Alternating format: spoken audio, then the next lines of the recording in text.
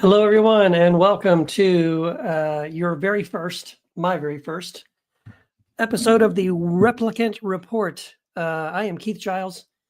This will be a live streaming once a month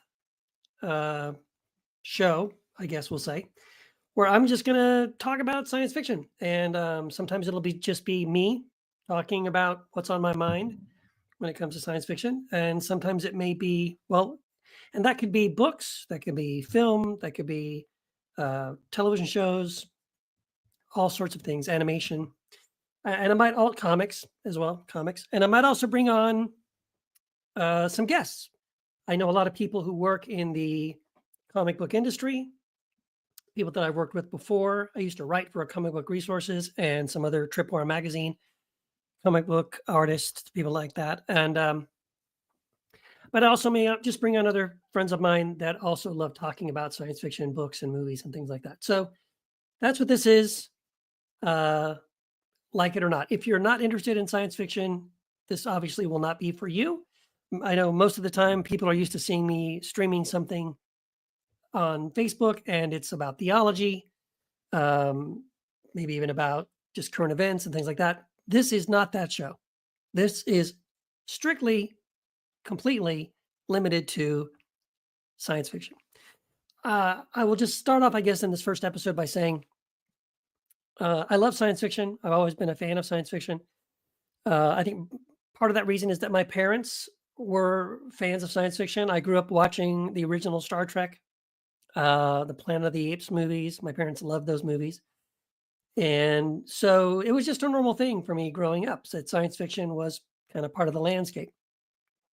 And I think for like a lot of people who initially get into science fiction as a young person, initially that love of science fiction is more the popular stuff, right? It's mostly about, laser guns and spaceships and aliens and, it's just that kind of level, surface level, I'll say. It's very surface level entertainment, I guess, right? And so that was, my early days. A lot of the stuff I was reading, like Alan Dean Foster, he has some great, some series, and he also did a lot of novelizations of films. So that was probably my first real reading books was Alan Dean Foster's stuff. But then I went to the library a lot. I read Isaac Asimov's Foundation trilogy. Really loved that. Read Ray Bradbury, of course. Fahrenheit 451 blew my mind. Of course, later on, I read other books. But then, now Fahrenheit 451 is an example of what I call more significant science fiction. This is science fiction that goes beyond the entertainment level. It's not just about laser guns and spaceships and aliens and things like that. There's something deeper there it wants to teach you. So I think an example of that would be, some episodes of Star Trek are trying to do that. Trying to, in other words, touch on social issues, touch on real world issues through sort of the veil or the lens of science fiction. And so by talking about something in the future, it allows you to kind of disconnect a little bit, get some distance from it, and hopefully recognize that, oh, wow, what they're talking about is similar. Like you're making the connections. Hopefully you're making the connections. You're connecting the dots in your brain and saying, oh, you know what they're talking about here is kind of a metaphor for something that's going on in the world I'm living in right now. The Twilight Zone, by the way, is a great example of that. Rod Serling started the Twilight Zone mainly because it came completely directly out of his frustration that the television scripts that he was writing about real world problems kept getting edited and censored by the networks and by producers and things, where he was either going to quit television. This was his thing. He was either just going to quit writing scripts for television shows because he couldn't talk about the real things he wanted to talk about, which initially really was the straw that broke the camel's back for him was a screenplay he had written for a show that was going to be about racism. It's going to be about a white police officer that shot a black young man. And the production of it, it just kept getting tweaked and changed. Well, don't make him white. Does he have to be black? And blah, blah, blah. So by the end, it was about nothing, right? And it was like, this is not what I'm trying to do. I'm trying to write things that will speak to social issues that the people need to know about. He wanted his writing to matter and to mean something. So he was so frustrated by that experience. Again, he said, I'm either going to do this or I'm going to quit television. And The Twilight Zone was his way to do these short, like 30-minute episodes. And some of them may have been an hour, but I think they were mostly 30-minute episodes where he could tell a science fiction or horror type story, but every one of them sort of did have a moral or a meaning or a lesson in them. And sometimes it might have been subtle, and sometimes it was like a sledgehammer, right? It was very obvious what he was doing. But anyway, for myself, I went as a young man from reading some of those sort of just entertainment level science fiction things, like whiz bang kind of cool ideas. And then slowly I discovered some novels, some science fiction novels and writers that were kind of doing those kinds of things, right? Like Ray Bradbury, Fahrenheit 451, like George Orwell's 1984, even like Philip K. Dick's Do Androids Dream of Electric Sheep, which was the novel that Blade Runner, the film Blade Runner, was based on. And I came to Philip K. Dick through that film. I watched Blade Runner, I loved it, saw the novelization with the cover of Blade Runner, bought it, took it home, read it, and realized I was reading a book that had nothing to do with the movie, but was even more subversive and more interesting because it was saying something about humanity, human nature. It was asking philosophical questions about what makes us human, about empathy, and things like that. And so that was sort of like my entry into that kind of thing. Of course, then later on, I discovered other authors, like Ursula Le Guin. I remember watching the PBS film based on her book, The Lathe of Heaven, which also just blew my mind. This was in junior high, I think. And then reading the book, which again, just takes it even deeper. So I love science fiction. And of course, I love movies. If you know me, you know I love films. So a lot of science fiction films. And so this Replicant Report is going to be a show where I get to just kind of like fanboy out a little bit, talk about shows I'm watching, films that I love, books that I'm reading that I think are interesting and significant. Again, sometimes I'll have guests come on and talk about maybe a specific book or a specific film or just a specific aspect of science fiction that we find interesting and fascinating. And hopefully you do too. And if you don't, that's okay. It's not for you. This is a what we call a vanity project. This is something I care about and I want to talk about.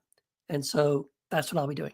So I thought for this first episode, what I wanted to do, we're kind of near the end of the year. As I'm recording this, we're only just a little over a month left in the year. 2024, hard to believe, the year's almost over. And I've been doing a lot of reading. I've been reading a lot of science fiction. And I thought I would compile a list. These are the top, it's not 10, because it's actually more than 10. But somewhere in there is the top 10, of course. It's the top 10 plus books that I read this year, science fiction books that I read this year, with some commentary. And again, these are not books that were published this year. I have read a few books that did come out either this year or last year, but that's not the criteria. I'm reading books now that are, as I'm reading this year, I've been reading a lot of books that were older books that were published farther back in time, but they're new to me. So I've never read them before, so they're new to me, and these are the best books that I read, science fiction books that I read this year. And I've got a little list, so I'm going to go through the list here.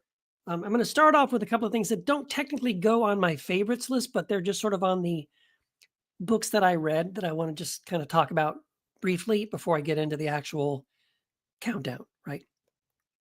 So one of the books that I picked up this year is one that I've been looking at for a long time now. The book is called Blade Runner. This has nothing to do with Blade Runner, the movie, nothing to do with Philip K. Dick's book, Do Androids Dream of Electric Sheep. This book came out. It was published in 1974. And it's one of the books that Ridley Scott and the production team for the movie Blade Runner had to purchase the rights to so they could use the title Blade Runner. It's So they had no intention of making this novel into a movie, but they needed to license it, purchase it basically from the author, from the publisher, so that they could use the word Blade Runner without getting sued. And then on eBay, I'm always searching for anything. I'm a huge Blade Runner fan. One day I'll do an episode about my Blade Runner collection, which is ridiculous. A huge fan of Blade Runner. It's probably like, it's my obsession, one of my obsessions when it comes to science fiction. So, I have a search going on eBay for anything to do with Blade Runner, and this book comes up all the time. And I found it for a really good price. I thought, I'm going to just buy it for the heck of it. And I did start to read it. It's a book about medical. It's like in a future where there's basically a medical black market, because in the future, this is an interesting part of the novel that is fascinating. So it's about, in the future, there's universal health care, but you have to agree to be sterilized, because all production is to control, they're trying to control the population, right? Population is out of control. So the only way to control it is they do universal health care, but you have to agree, once you submit yourself into the system for any kind of medical care, you sign something and they sterilize you forever. And now you get, we'll take out your appendix, or we'll give you a bypass surgery, or whatever it happens to be, whatever medical procedure you need. But before we do that procedure, we will sterilize you. So because of that, you can imagine a lot of people are like, yeah, no, I don't want to do that. I don't want to be sterilized. So there's a black market, sort of underground black market medical community, where doctors are kind of under the radar performing illegal surgeries for people that don't want to be sterilized. And it's about a guy, his name is Billy Gimp, and he's a Blade Runner. And a Blade Runner is somebody who helps arrange these surgeries and shows up at the location to do the sort of underground illegal surgeries with the doctor, with the surgeon. And the Blade Runner carries all the equipment. So they have the scalpels, they have the anesthesia, anything necessary for that particular procedure. And the surgeon will tell him, for this procedure, I need this list of items. And so that person will go and get those supplies from a supplier that are all sterilized, evade authorities, show up at the place, help assist in the surgery, take back all the equipment, drop it somewhere where it'll get sterilized. And so that's kind of what's going on. And it started off interesting, but it didn't hold my attention. So I started reading it and I did not finish it. And there you go. That's it's okay. Maybe if I was in another mood, in another headspace, maybe I would read it and enjoy it, but I did not enjoy this. I shouldn't say I didn't enjoy it. I should say it didn't really hold my interest. Another book that I read, and I can't put it on my top list because it was good.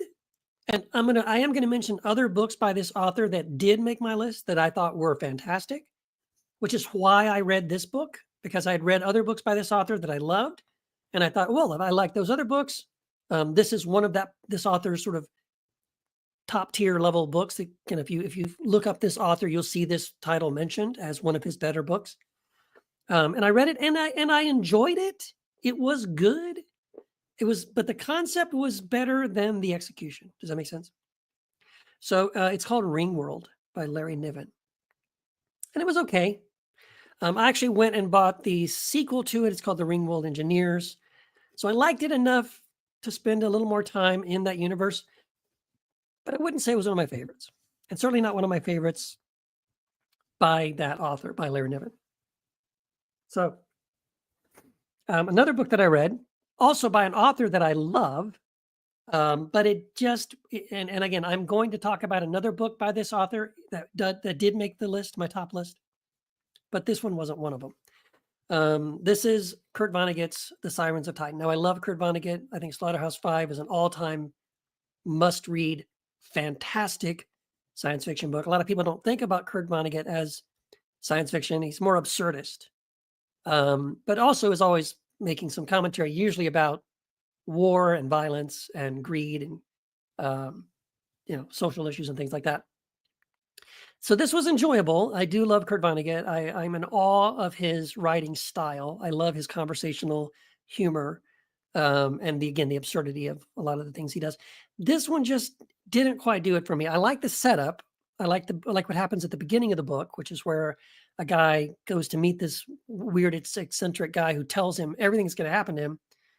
And the guy's, of course, like, no, I'm not going to do that. What are you talking about? But of course, everything that he says that the guy tells him he's going to do, he does. He ends up doing, even though he says he won't do it. Right. So it's dealing a little bit with like determinism and free will and things like that, because this person knows the future and tells him this is what's going to happen. And of course, these things all happen. It's a little dark. It's a little sad. It's a little tragic. There's not, I think my problem was the characters weren't that sympathetic to me. The main character is very unlikable, and does some horrible things and doesn't ever sort of really learn from those horrible things. And the other characters are just kind of pathetic and sad because they're just sort of unwilling victims, pawns in this game, if you will. So there's some interesting concepts in the book. I like many other books by him much better. Unfortunately, that one wasn't one of them. Okay, so I think I'm now getting into my list. This would be number 12. So I guess it's going to be a top 12 list, but technically it isn't because there's still going to be a few other. Well, should I say this? Let me say this. Before I get into the actual list, I'm going to talk about two other books one that I just finished reading for the second time, and one that I'm just now reading for the first time. So I mean like yesterday, I had finished rereading this book by William Gibson. It's called Pattern Recognition. Now, I've already read this before. This book came out in 2002. So this book is 22 years old. It boggles my mind. It doesn't feel like it should be. That can't be right. If you'd have said it was 10 years old, I'd say, well, maybe. 22 years old. Oh my gosh. It does not feel like it. That's the good thing. It's still a fantastic book. So good. William Gibson is a master. I mean, his masterpiece is Neuromancer. I read that book. It came out. I read it right before I saw the movie The Matrix. And I remember watching The Matrix and thinking, this guy should sue them because Neuromancer is The Matrix. Like, he wrote the novel and then they ripped him off and made The Matrix. I mean, even down to the character Trinity. There's a character in Neuromancer, Molly. She is Trinity. And the book came out way before the movie. But anyway, so I've always loved William Gibson, and I've read his other books, which are also really good. I don't think I've ever read a book of his I didn't enjoy. He's really good. But in 2002, when I read this book, I remember just being blown away by it. And I found a used and kind of crappy copy. It's kind of seen better days. But I found it for like $2 at a used bookstore about a month ago. And I was waiting for this other book. I'll tell you a story in a second about the next book I'm going to talk about. I had such a hard time getting this book in the mail. It took 3 different times ordering this book till it finally showed up in my mailbox. But while I was waiting for this book, I needed something to read. So I pulled this out and I read it for the second time. And I just finished it yesterday. And my gosh, so good. I mean, to be honest, I could probably put this back in, but I won't because it's a reread. You know what I mean? It's not like I read this for the first time this year. So everything else I'm going to talk about are books I read for the first time this year. So I guess honorable mention, Pattern Recognition, still a fantastic book. I would put it up there with Neuromancer. And depending on the day you asked me, I might even put it higher than Neuromancer. It's just very, very, very, very good. I'm in awe of William Gibson as a writer. I love he has a very shorthand style. It's really mostly in this. He doesn't do this in Neuromancer that I remember. But in this book, he develops a very shorthand style of fiction. It's hard to describe it, but it works. He pulls it off. It's really, really great. And I was thinking about his book in the sense of some of the books that I'm going to talk about in my list, which again were great books. I really enjoyed them, but and I'll mention this when I come to them. There are some books that I've read, science fiction books, and in general that you read, where it'll be a great book, right? The pacing is great. It's moving along. It's hitting on all cylinders. It's really entertaining, right?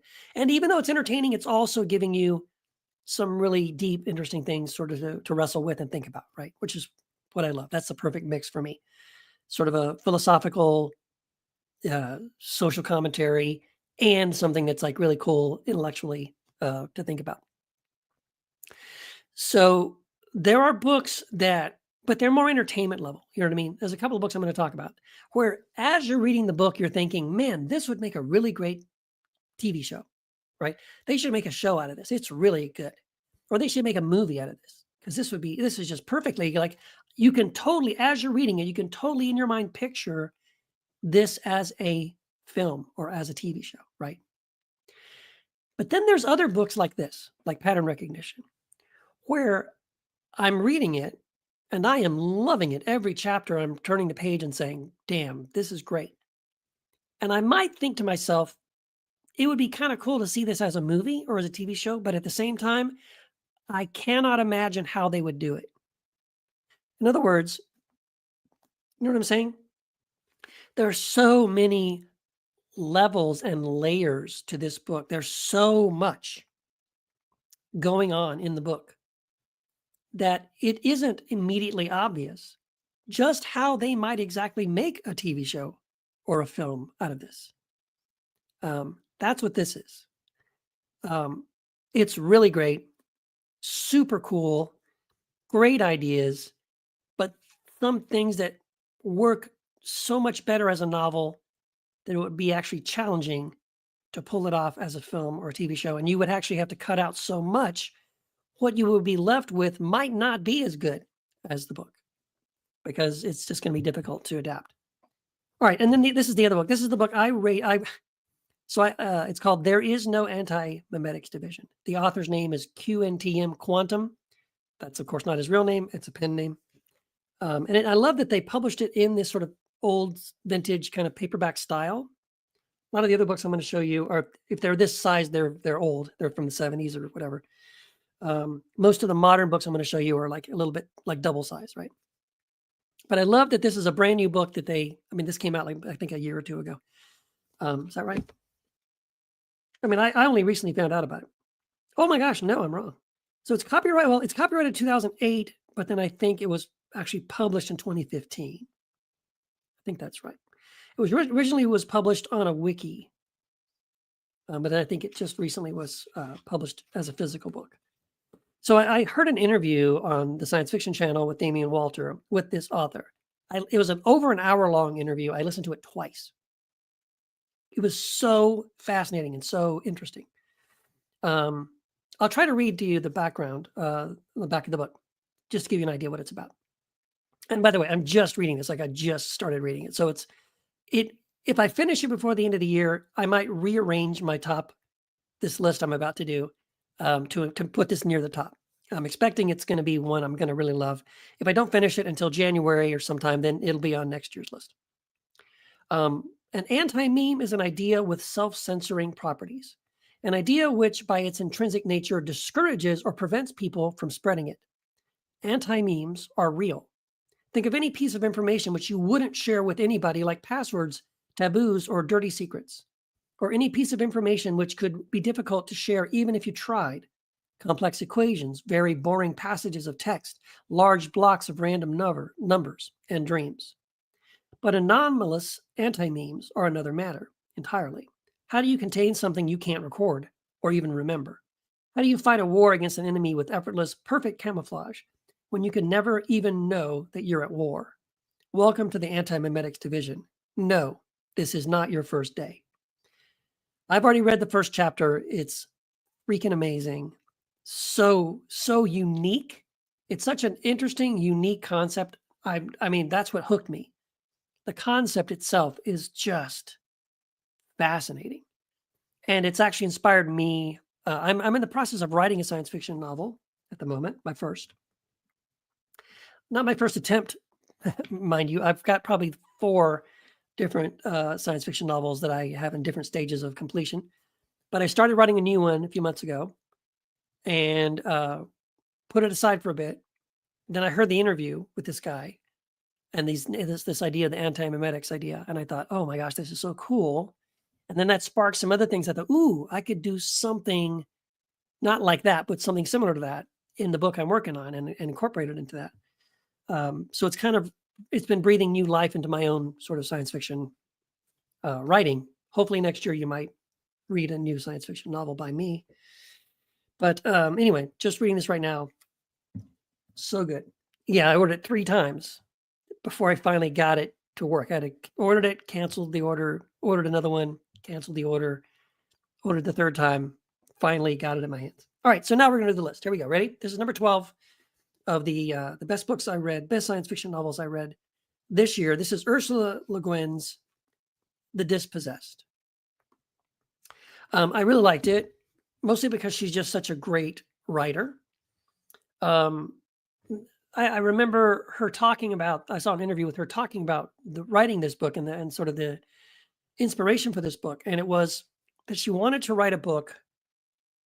Like, people have written books about utopia, right? We have like Brave New World and things like that.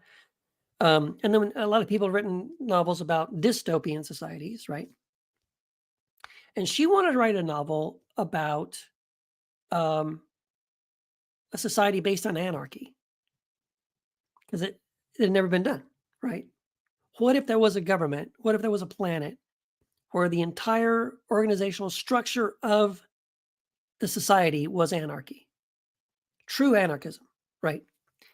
And there's these 2 planets that are orbiting each other. I think maybe they're 2 moons, but they're people living on the moons that are sort of twin planets or twin moons, and they orbit each other, and so they can see each other, right, in the sky. But they are night and day, right? It's like these 2 twins that are like yin and yang. And one planet, just to provide the contrast, one planet is very much like Earth or like America, right?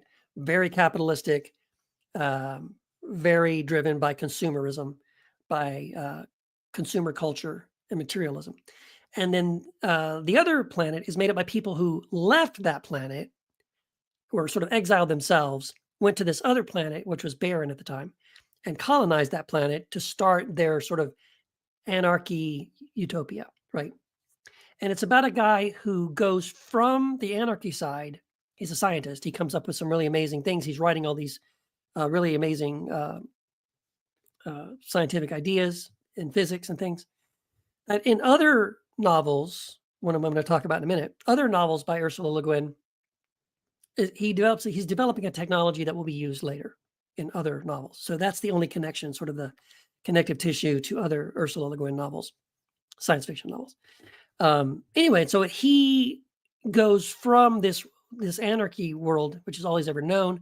He goes to the other planet because they're more open to his ideas and when it's celebrating his scientific discoveries. And he wants to share them. He wants this to be developed, and he knows that it won't be developed on the anarchy planet that he's from. It'll really only be developed in the sort of materialistic, capitalistic society of the other planet. And of course, they're the only ones showing interest in funding him and giving him attention. So that's the setup for it. Yeah, it was really well done, really good. Not as good as another one I'm going to talk about, but good, very good. All right, so my next one,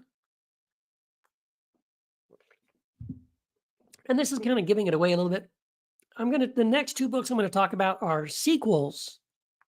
So you know that the first book in these sort of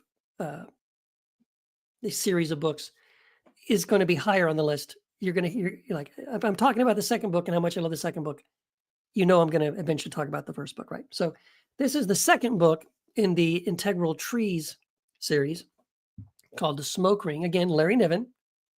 I love the first book so much. We'll talk about that a little bit more. And I didn't even know there was a sequel. I accidentally came across it. I was visiting my friend in San Antonio, as I always try to do when I'm visiting somewhere. We were visiting some local used bookstores. I went to the science fiction section, and I saw this book, The Smoke Ring by Larry Niven. And I thought, wow, the cover design looks a lot like The Integral Trees. And pulled it out, and of course it says right there at the top, the exciting sequel to the best-selling The Integral Trees by Larry Niven. And I'm like, oh, I didn't even know. Talk about giving myself a Christmas gift. I didn't even know that this novel that I love so much had a sequel. So I just loved this, and it was a really great sequel. I wish there had been a trilogy. Sadly, there was not. He never wrote a third one. But this is just really good. The concept for it, so he got the idea, of course, for the first book, and it's really all about really the setting of the novel. So apparently we had discovered that it was possible for there to be planetary systems where there was an atmosphere, a breathable atmosphere, but it was sort of a breathable atmosphere just sort of floating in space. There was no planet. There was no Earth. You know what I mean? There was nothing solid. But we could go into these sort of gas giant kind of clouds that were floating in space that had an atmosphere and no gravity or very low gravity, maybe even around a sun or maybe a dying, like a dwarf star or something like that. So a small but very dense sun providing a little bit of light, but not too intense. And that you could basically, life forms could grow in low or zero gravity with no planet. And so he imagined one of these type of systems. So there's like a group of people, colonists on a spaceship. They're going to another star system to colonize an actual planet. But on the way, they come across one of these weird systems, right? Where there's an atmosphere and there's low gravity, there's a star, and there's this very huge, like hundreds of miles long tree and other things. Like there's plants and animals and other things growing, but not on a planet. There's no dirt, right? It's just these trees that are growing in the atmosphere, getting the photosynthesis from this dwarf star. There is an ecosystem and it's livable. So they can live on this tree, which is sort of slowly spinning and sort of creating its own gravity within this crazy thing, right? It's a sort of a planet without a planet. It's an atmosphere without a planet. So that's the setup for it, right? It's these people who have lived there for over 100 years, and they, of course, mutated and developed to this environment. And they can kind of fly, right? They can just kind of push off from the tree and float and fly, and because there's no gravity, and they don't even know what it is to live in gravity the way we do. So that was the setup for it, for integral trees. It was so cool.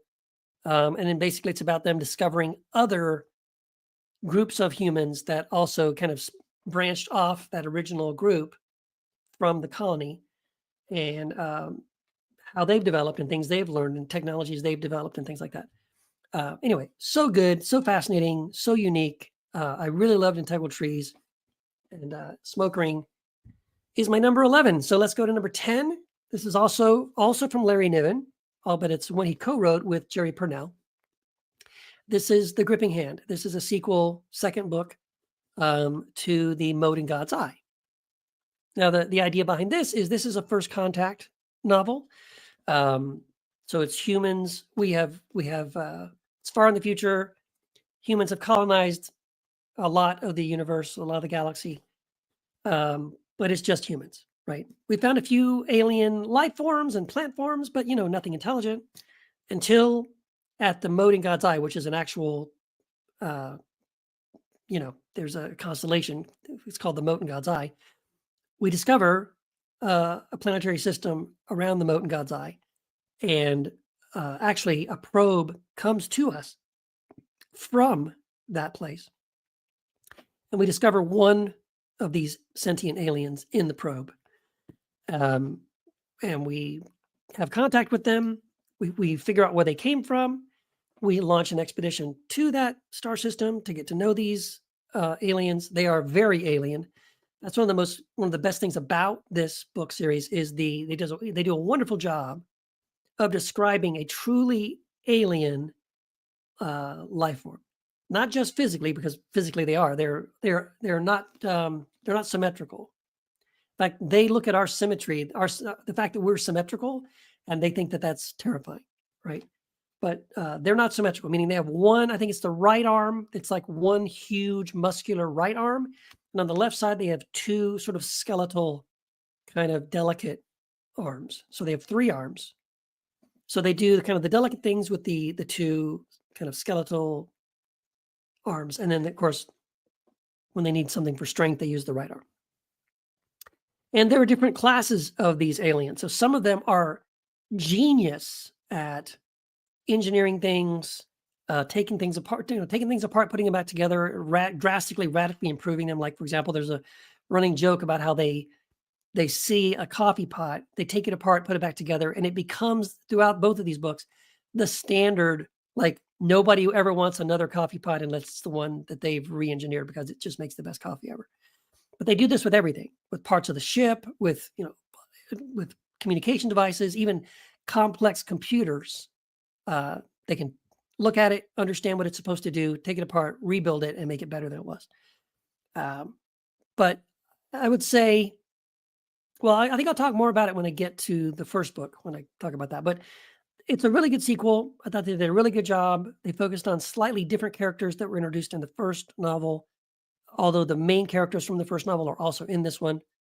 And we also are still getting a lot of interaction with they're called the Modis, the alien race, which again is the best part of the book, is the interactions and learning more about the Modis and how they operate, how they think, how they live, and all that kind of stuff. So the Gripping Ant. That was number 10. Number 9 is Blake Crouch, Dark Matter. I've read a couple of his books. I think Dark Matter is the better one that I read. And this was, of course, a show. This you can tell from the cover. This was a TV show on Apple TV. It's a really great show. The show differs quite a bit from the novel. So if you read the novel, there's going to be things a little bit different. Some things I like better in the novel, but honestly, it feels like they kind of did a nice rewrite of the novel for the TV show. And there's some things they do in the TV show that I think they do much better. And you could almost rewrite the novel with some of those changes and be better off, have a better product. But yeah, it's really, really good. But see, this is one of the ones I'm talking about where, as I'm reading it, I'm thinking to myself, man, this would make a great TV series or a great movie. And of course, next thing I know, they have made a TV series out of it after I read it, because I read it before they announced the TV series. But loved it. But again, it's like, that's what I'm saying, where like it doesn't have the depth, it doesn't have the layers like William Gibson's Pattern Recognition. It's still great. I mean, I really enjoyed it. I really recommend it, both the book and the series. But it's not one of those complicated novels. Another one I read, the other one I read was Recursion. That's the other one I read that I would recommend, by Blake Crouch. He's also responsible for writing the books that became the Wayward Pines TV show, which I loved as well. Wayward Pines, if you haven't seen it, it's canceled now, but you can watch reruns of it. You can stream it somewhere. Really, really good. Really fascinating. I love that kind of stuff. It's about a town that once you go there, you can't escape from it. And then you start learning all these crazy things about it. And then there's a huge twist in it that's like, you do not see coming, that blows your mind. I haven't read the novels for Wayward Pines, but I love the show. Anyway, so that was number 9. Number 8 on my list is Cat's Cradle. Kurt Vonnegut again. Love Kurt Vonnegut. Again, I think Slaughterhouse-Five is a masterpiece. I would put this second, Cat's Cradle. So I read this for the first time this year. Never read it before. Yeah, really liked it. It starts off, it's about a guy who's trying to write a book about the life of this scientist, who's an atomic scientist who helped to build the bomb, and digging into this guy's life. It was very weird, very strange, again, very absurdist.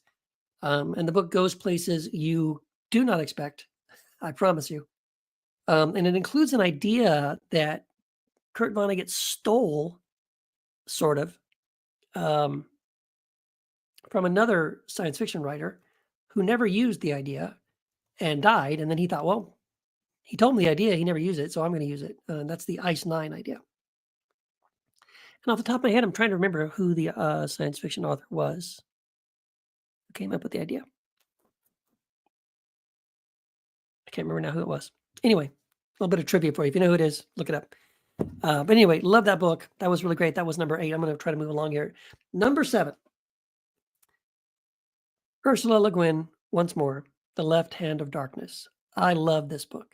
I think my all-time favorite Ursula Le Guin novel that I've read so far. I haven't read all of her stuff.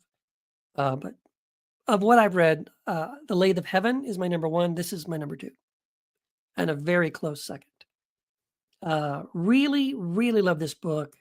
This, again, is one of those books where, one of these novels, where as I'm reading it, while I'm thinking it would be really cool to see this created as a TV series or as a movie, again, there's these layers to it, nuances to it that I just don't know that they would be able to capture it as well enough to make it a good TV show or to make it a good film.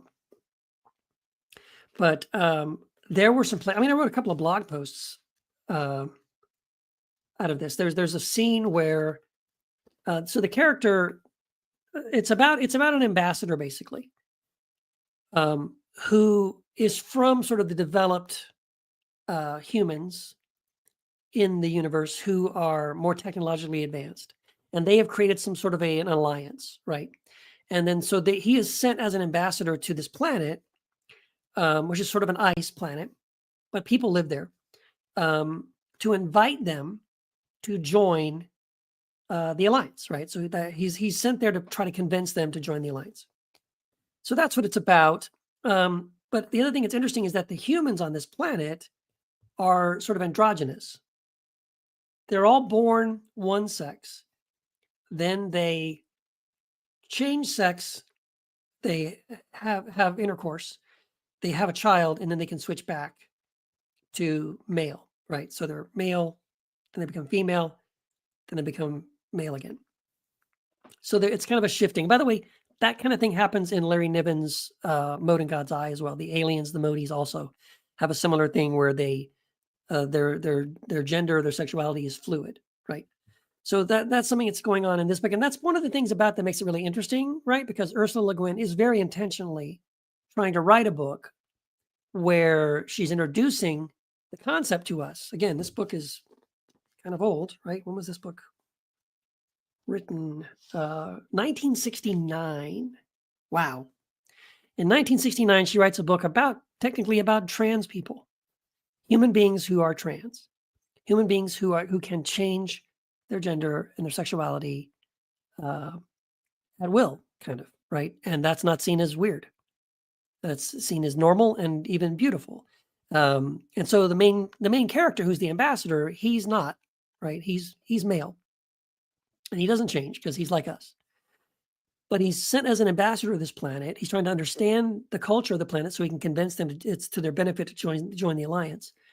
But he, has I don't know if I want to say, it's not a romance really, but it is more of like a deep human connection with this other person who is fluid, who is changing their sexuality. It's just brilliant and beautiful. Really a great book. Really great book. Left Hand of Darkness. Totally, highly recommend it. All right, and the next one, of course, is this will be number 6. This is The Mode in God's Eye, as I mentioned. Great book. It's got some incredible. I think Robert Heinlein says about this book, possibly the finest science fiction novel I have ever read. Now, I'm not a huge Heinlein fan, but for Heinlein to say that, that's a pretty big deal. Theodore Sturgeon, another famous science fiction writer, also said one of the most engrossing tales I read in years. Yeah, it's a really good book. Frank Herbert, who wrote Dune, also said a brilliant new approach to that fascinating problem of first contact with aliens. So it had some really great reviews. I'm really, really glad I read it. Highly recommend this book, The Mote in God's Eye. Very good stuff. I will say, I should warn you that it takes some time to get going. I think I was reading like almost 100 pages before they even meet the aliens. I'm just like, is this ever going to happen? I kept reading because I know that's what the book's about. So obviously at some point they're going to meet the aliens, but man, when are they going to do that? It felt like they took a long time. There was a lot of sort of world building ahead of time, introducing the characters. In my opinion, a little longer than it needed to be. But once they meet the aliens, it never slows down, and it's worth it. Now I got to talk about this book. I freaking love this book. This is my number 5 book. I love it so much. I want to read some other books by some other novels by this author. I tried to read one that just came out recently by this author from the library. It didn't do it for me. This author mainly writes what was called cli-fi, at least nowadays. He's known for writing cli-fi, climate fiction. And I have another cli-fi book to talk about in my top 10, even my top 5 here. But this book isn't one of them anyway. But his cli-fi stuff, I tried to read it again. I love this book I'm about to show you. Loved it so much, but just the newest book didn't do it for me anyway. But this one did. This is called Ice Hinge. Ice Hinge. So interesting, so good. I'm going to read you the back of the book and talk about this. Ice Hinge stands at the North Pole of the planet Pluto, a giant's dance of ice frozen harder than stone, harder than steel. Each slab towers 200 feet above the crater-pocked surface. The one in the center bears an inscription in Sanskrit. Ooh, the first mission to Pluto found it there already waiting for them. Is it a starlit message from an alien race? Or does it mark a human mystery? For there was one ship that might have passed this way, forgotten decades ago, if the crew survived, if the ship even existed at all. So it's a bit of a mystery, but what a mystery. Oh my gosh, so super cool that they find these, not just one, but like a series of, like, it's like Ice Hinge. It's like Stonehenge, but they're these massive pillars, of ice. And there's an inscription in Sanskrit. And that's just the beginning. They find more things as they continue to explore it. The book is told in sort of 3 parts. The first part is a log, like a journal, from someone who's on the ship that ends up accidentally, and it's completely by accident, accidentally discovering this. And then the second part of the book is dealing with another character much later on Mars, who uncovers some other details about the beginning of that expedition that you just read about. And the third one is yet another character who is going to actually physically go there, but is also investigating and finds out some interesting, possibly incriminating things about, sort of maybe undermining whether or not this really is alien, or maybe someone is doing it. Maybe it's a hoax. Maybe we don't know. Trying to get to the truth of this Ice Hinge thing. It's a very fascinating, very unique, sort of a mystery novel, science fiction, dealing with this Ice Hinge discovery. What is it? Who did it? Why did they do it? What is the implications of it for humanity? Great book. Great concept for a book, too. Loved it. All right, now we're getting into, this is number 4. I already mentioned integral trees. Such a fascinating concept. Great cover, by the way, on the paperback by Michael Whelan. He did the cover for Smoke Ring as well. Yeah, it's just really good. Very little written on the back here about it. It says, the integral trees presents a fully fleshed culture of evolved humans who live without real gravity in the gas torus that rotates about a neutron star.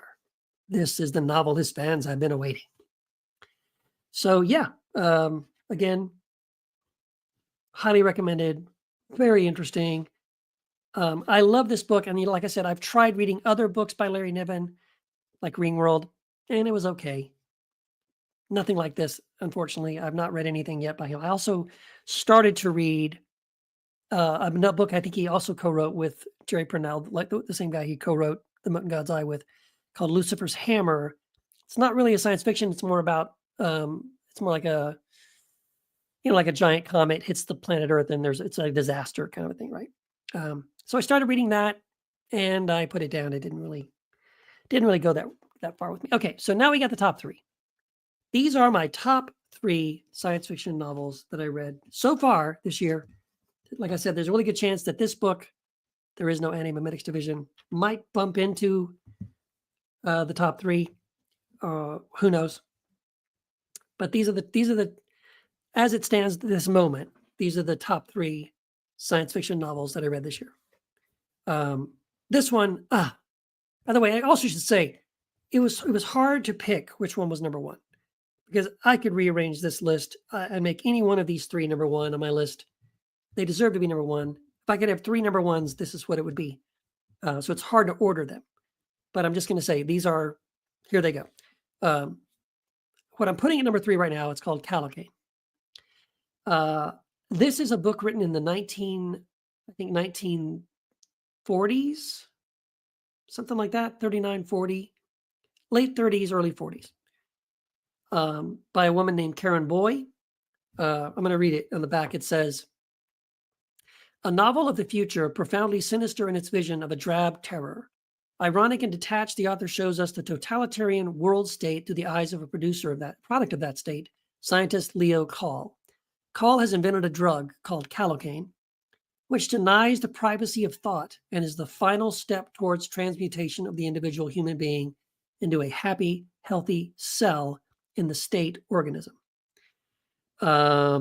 So essentially, yes, Cavalcade is a drug. This main character, Leo Call, invents this truth serum, basically a truth drug.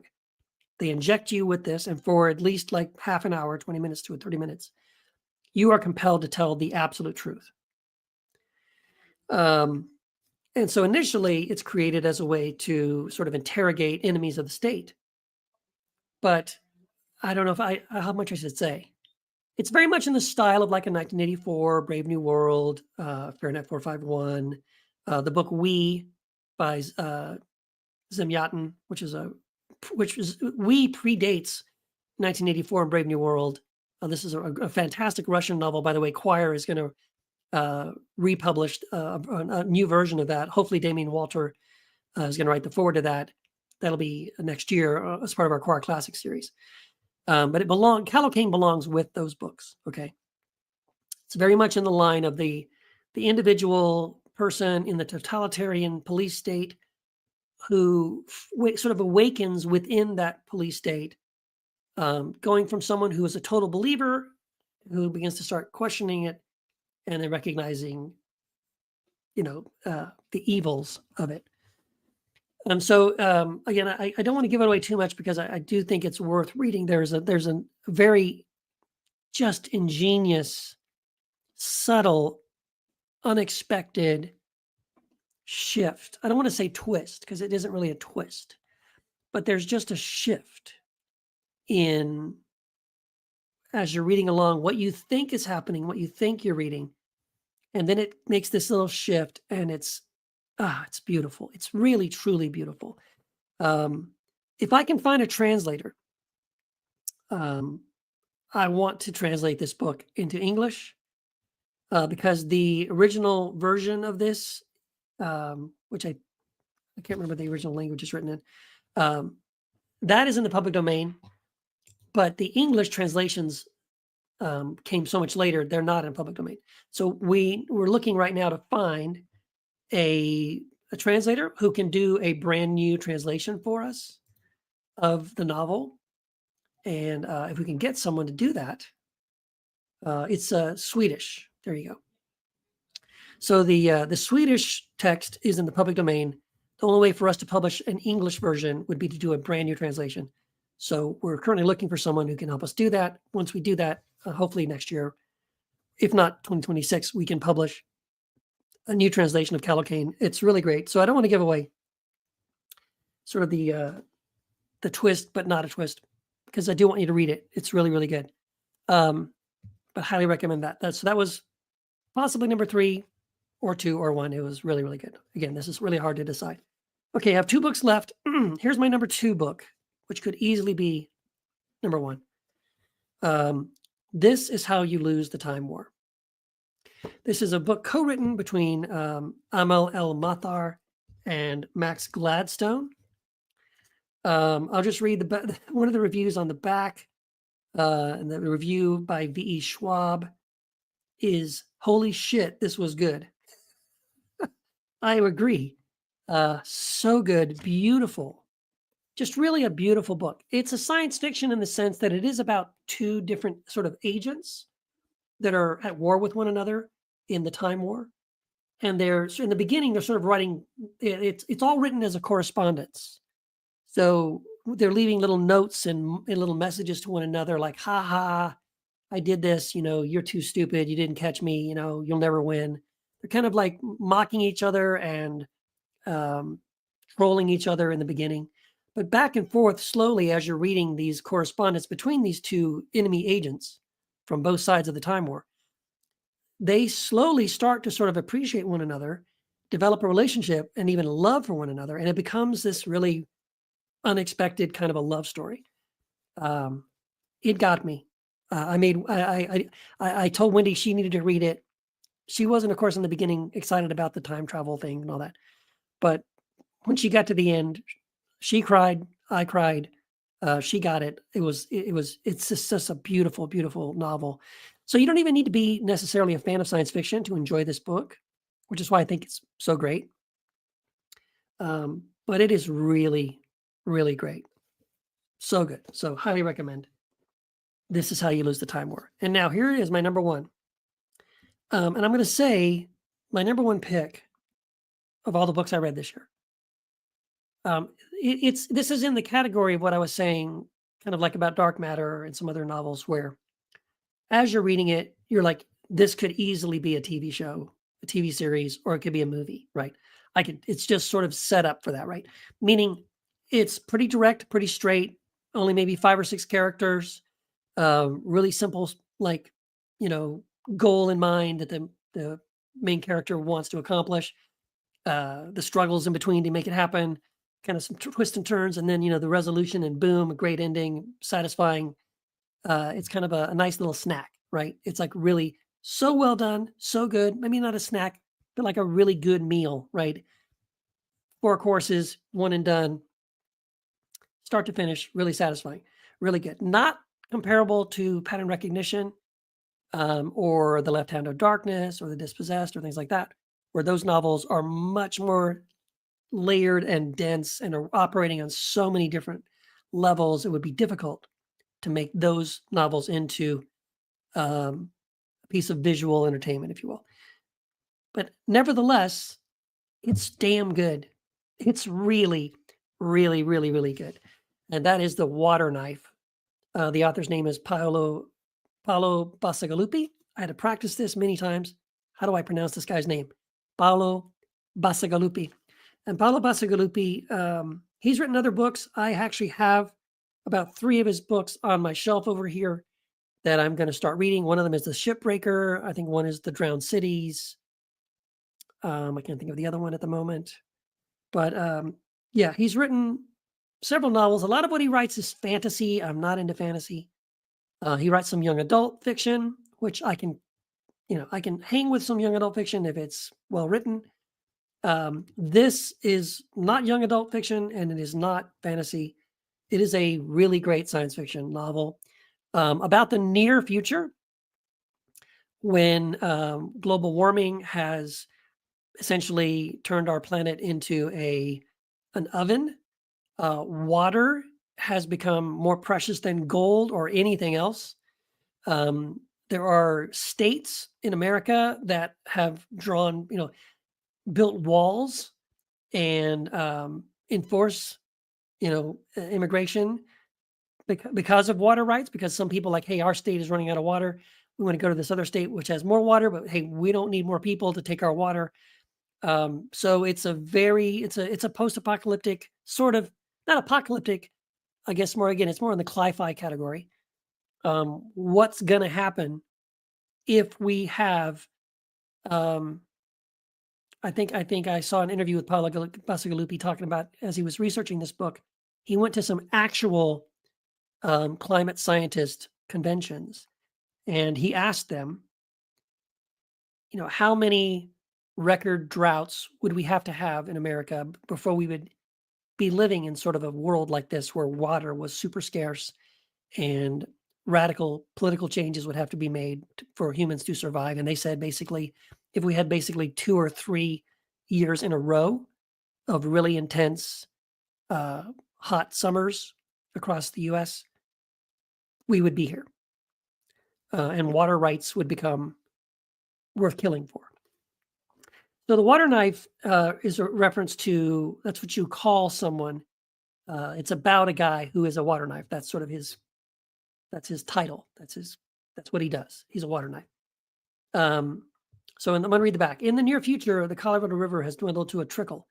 Detective, assassin, and spy, water knife, Angel Velasquez, cuts water for the Southern Nevada Water Authority, ensuring that its lush arcology developments can bloom in Las Vegas. When rumors of a game-changing water source surface in Phoenix, Angel is sent southbound for answers that seem to evaporate as the heat index soars and the landscape becomes more and more oppressive. And then he meets these other characters. There's a journalist character. There's a young migrant character. And it's interesting how all these different storylines converge and intersect. It's very smart, very well written, super cool. I mean, compared to all the other great books I've read this year, for this to be number one, trust me, it's pretty damn good.